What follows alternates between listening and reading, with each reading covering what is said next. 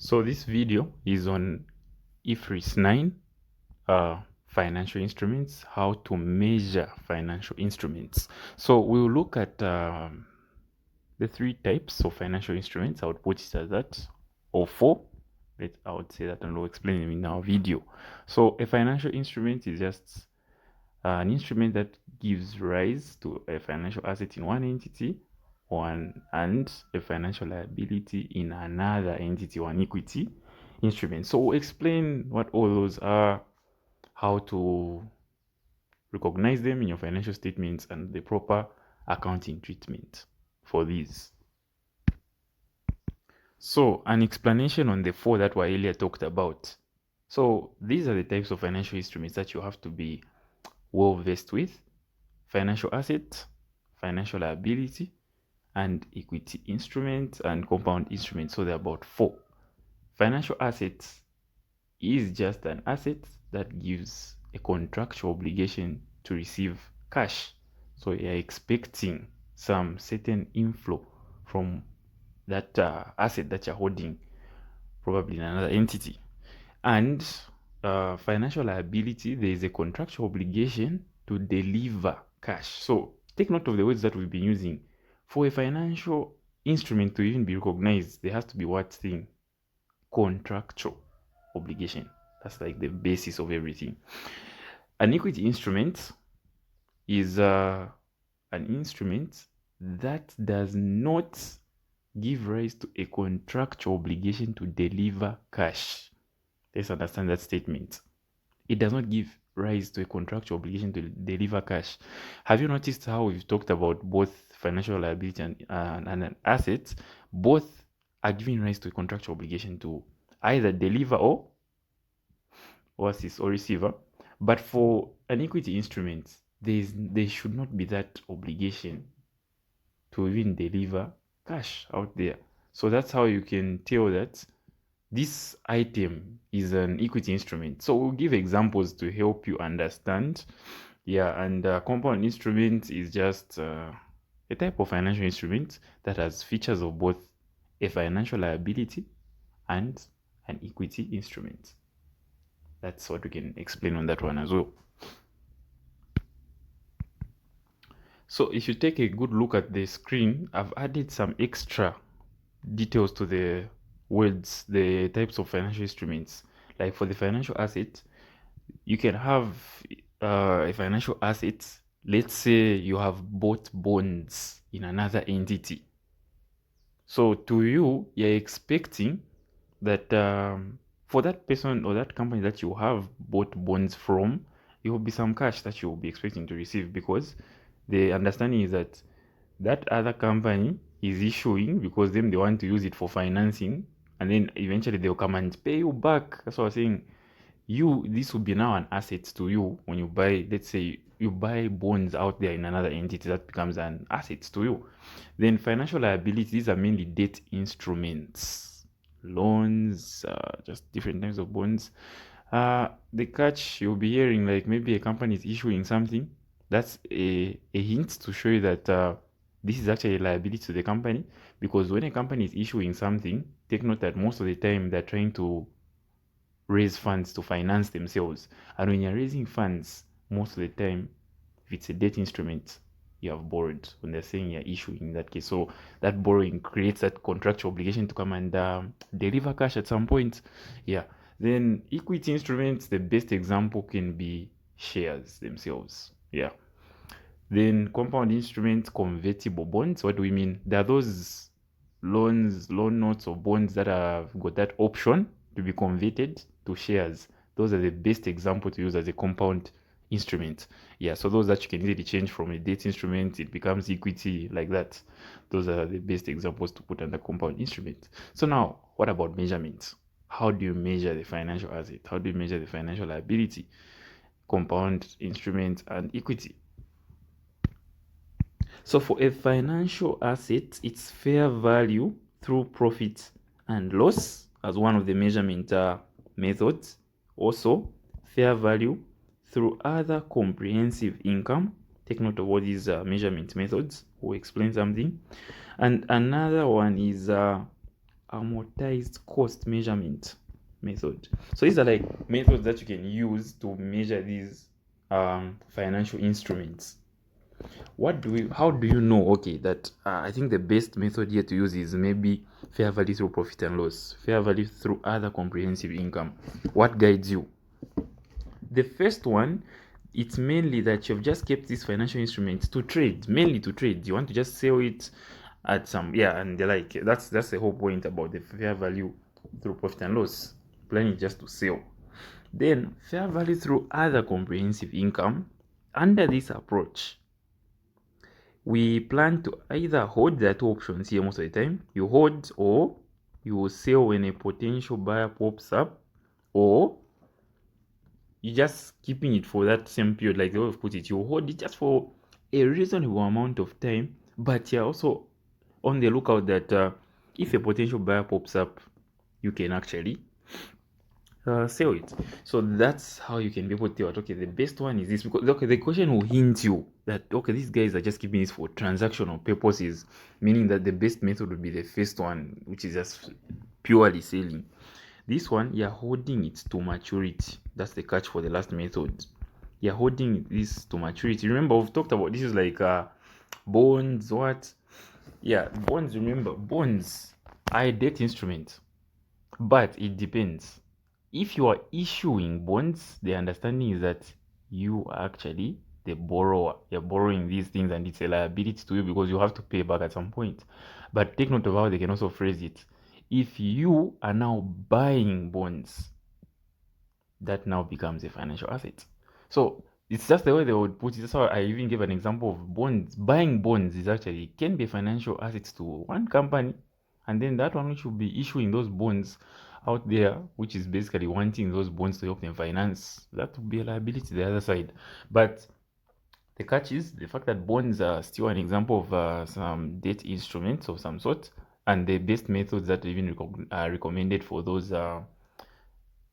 the last method, amortized costs, because you're basically keeping these things for what, to maturity, and you're expecting that contractual cash flow from this financial instrument that you're holding, and that's why they say this is the best method when you want to see the contractual cash flow apart from the holding to maturity contractual, yeah, cash flow. Yes, so basically that's that on the methods for the first one. For a financial versus liability, you need to FL. I'll just abbreviate that as FL. There are about two methods: fair value through profit or loss, and lastly, amortized cost method. The meanings are the same. If you're keeping the liability for trading, use fair value through profit and loss. If you're keeping this thing till maturity, use the amortized cost, or you want to see the contractual cash flows from this. Yeah. Hence, it's best to know what they call the business model. What are you using this financial instrument for? So ask those questions. Is it for selling? Are you going to hold it? Then you can know the method. The last instrument, or not last, but equity instrument. Equity instrument, there are only two methods for this one actually. You cannot use amortized cost. Do you know why? The reason is that amortized cost is basically looking at those contractual cash flows that you have to be most likely delivering, because you want to see over the lifetime of this bond. Okay, you'll be paying something. You can't just go and pay it like a lump sum at the onset. No, you'll be paying something as this thing leads itself to maturity. So now for equity instruments, remember there should be no contractual obligation. The moment you just hear that word, amortized cost method is out and not part and parcel of a method to measure equity instruments. So you have your fair value through profit or loss for this one, and fair value through other comprehensive income. That's it. The reasons are still the same. If you're using other comprehensive income, you're holding it either to first you want to either hold for a short period and sell. The other first one, through profit or loss, just for trading. A compound instrument just has a different way of measuring it, and some what's these instructions towards that. So a compound instrument, I'll use CI. So for a compound instrument, the understanding is that it's not one thing. It has features of both a liability, financial liability, and an equity instruments. So what you're basically going to do for this one is you need to separate the liability component and the equity component, which is not so difficult. We'll have an example. This will be all summarized easily and will help you understand. Yeah, but the whole point is you need to separate the two. And how do you separate the two? You just follow two steps. You'll be given the fair value of the entire instrument in the question. They'll give you the fair value of it. They'll even tell you, okay, this is a convertible bond valued at so much. They tell you that amount. What you're going to do with that amount is the first thing you do with that amount is you need to take note of the cash flows that you'll be paying towards this bond, because they'll tell you, maybe they say 10,000 and then they say 10% coupon rate, meaning what are you going to be paying on this convertible bond? You'll be paying that coupon rates towards the same bond, and that coupon rates will be those cash flows. Those are the ones which are even interested in, because the cash flows are basically that interest payment or coupon interest payment that you're paying towards something until you reach maturity. Those are the contractual cash flows that we talk about. Yeah. And that's how you handle that when you use those contractual cash flows and bring them to the present. That's the catch that is there first. When you bring it to the present, the answer that you will get is the value of the liability in that convertible bond.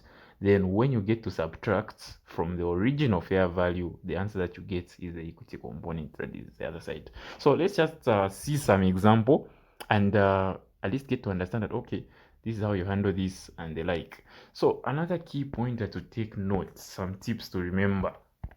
When you've been given transaction costs in equation, let's say you're dealing with the financial assets, these should be added to the fair value, okay? Added when you're dealing with transaction costs to the fair value of that asset.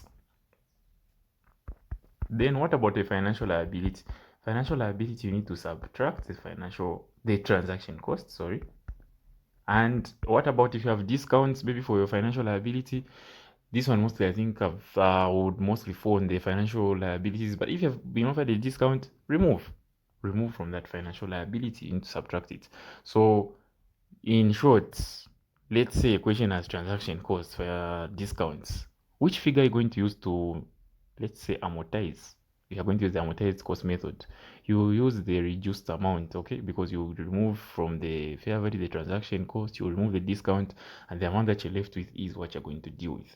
So basically, that's that, an intro overview of what financial instruments are, the types, how to measure them, and so on and so forth. Let's have an example. Let us have a look at this question on the screen. In April 2020, Dothan's Commercial purchased 50,000 1K or 1 kwacha listed equity shares at a price of 5 kwacha per share.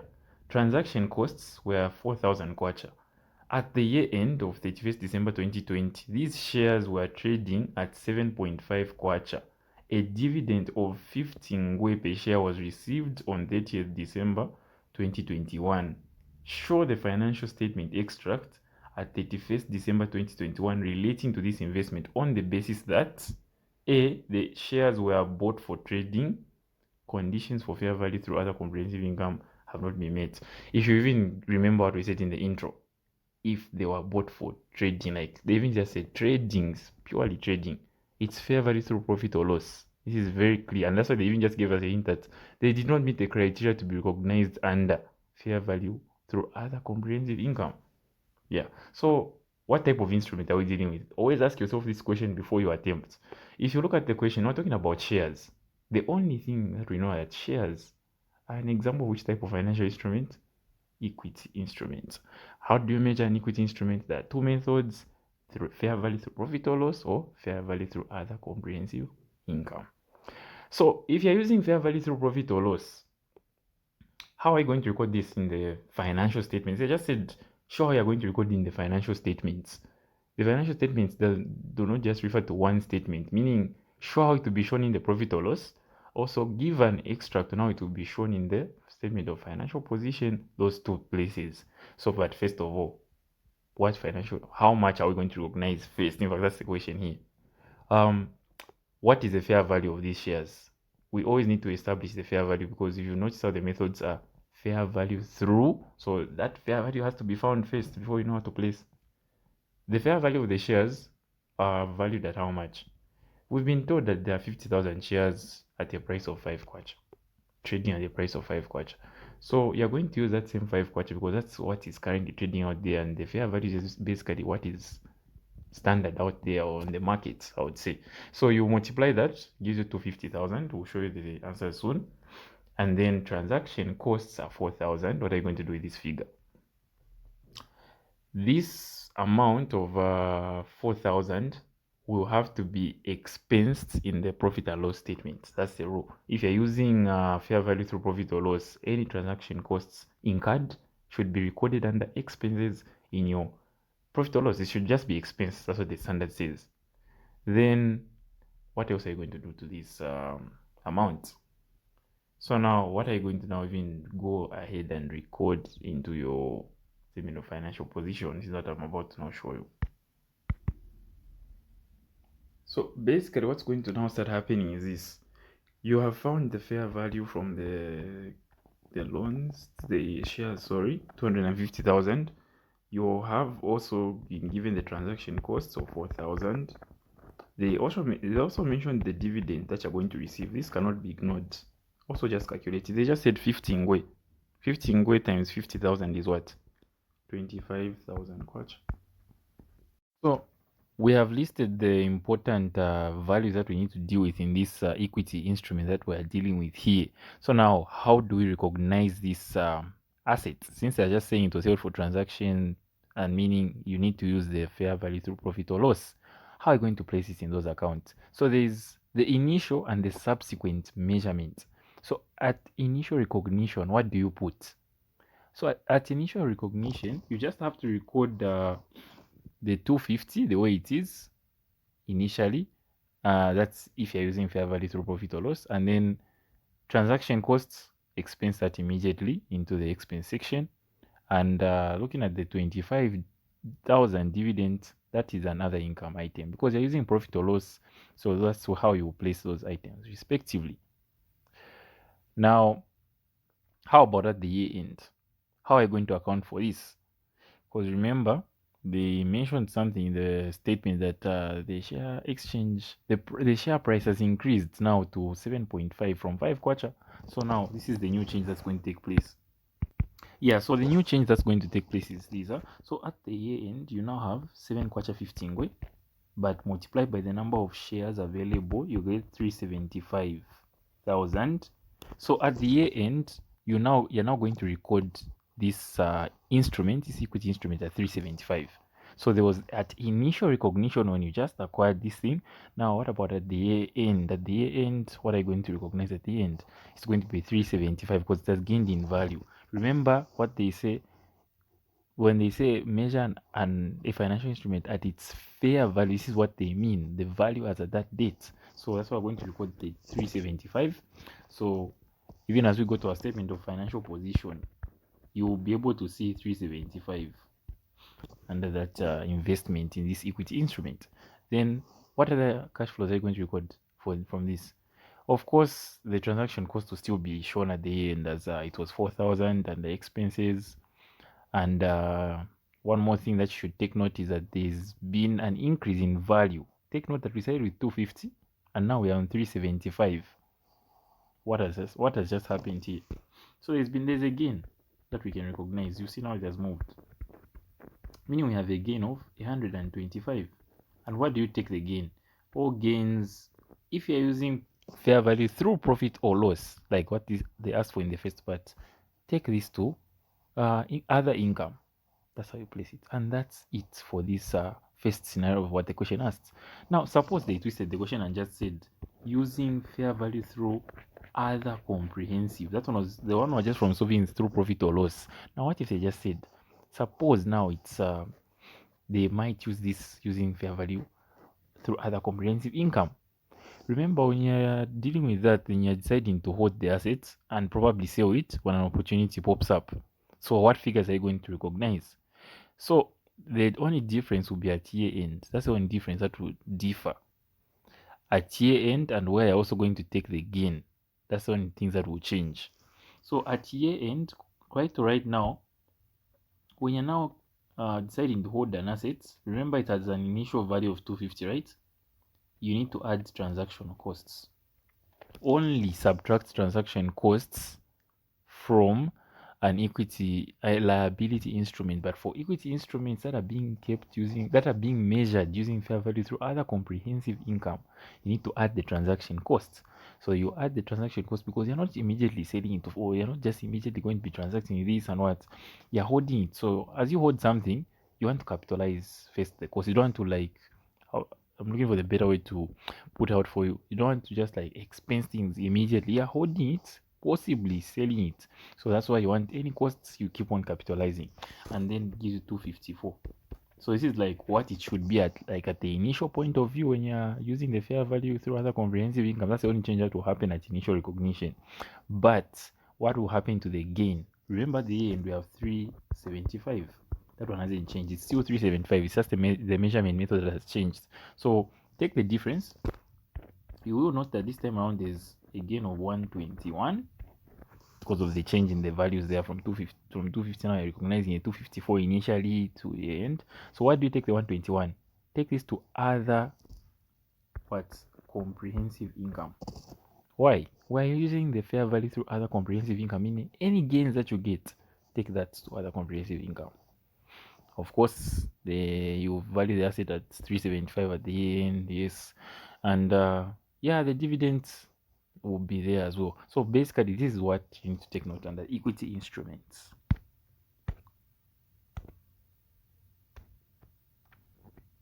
With a nominal value of 200,000, they are issued at 5% discount and 1,700 issue costs are incurred. The loan notes will be repayable at a premium of 10% after 4 years. The effective interest rate is 10%. What amounts will be shown in the statement of profit or loss and the statement of financial position at the end of years 1 through to 4? First of all, what financial instrument are we dealing with in this question? This one is a financial liability. Why do I say that? First of all, they have mentioned that a company issues loan notes. What did we say issuing means? You've probably borrowed that instrument or financial instrument for the purpose of raising funds. And the fact that you have borrowed, you are expecting or you are obliged to deliver cash at probably the end or somewhere there at maturity. So hence, that's a clear highlight that this is a financial liability. And what method does this hint us to use? Amortized method. Why? They've said it is the loan notes will be repayable. Remember, you are going to pay it at the end after 4. They even said after 4 years. That's a hint that telling you that this is repayable at maturity, meaning you're holding them up to maturity. In other words, hence amortized method cost is the best. And how do you do this? So I want to just show you how the amortized method has been computed. Take note of just a few key things which are in the question, like the effective interest rate of 10%. Take note of that figure. Take note of the premium increase of 10%. I'll explain all that. And also discounts, and the transaction costs too, which is at 5%. So the transaction costs is at 17, and then the discounts at 5%. So let's do that. So the first thing that I've shown on my working here is the fair value, 200,000. That's the value of the loan, the loan notes. So now what happens? This is the liability. What do you do when you have a transaction cost? The rules are clear. Subtract the transaction costs. That's what I was doing there. Supposed to be removed. And the discount has to also be subtracted. Hence, that leaves you with what value? 188,300. Like I mentioned in the earlier part of the video, what you're now left with is what you can now use in the amortized cost method. This 188.3, that's the one that will work. How does the amortized method schedule look like? Well, it's not so complicated. As you can see on top here, let me just try and bring that, makes it a bit clear. Yeah, it's the schedule right on top of the screen. Yeah. Opening, balances, interests, payment, and closing. I'll just put an explanation. The interest that you're seeing is the effective interest rate that I told you to take note of. That's the one that we're using here. That effective interest rate is always charged on the opening balances. That's how it is.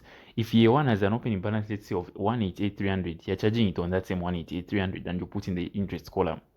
What will happen in year 2? Year 2 has a different opening balance, but we are charging the effective interest for year 2 on the new opening balance, which is in year 2. So just remember that the effective interest is charged on opening balance, but for that respective year. I think just to make life easier to explain that. Then what are we doing this interest? This interest is added on to the opening balance, and then you just subtract the payment. Which payment are we talking about here?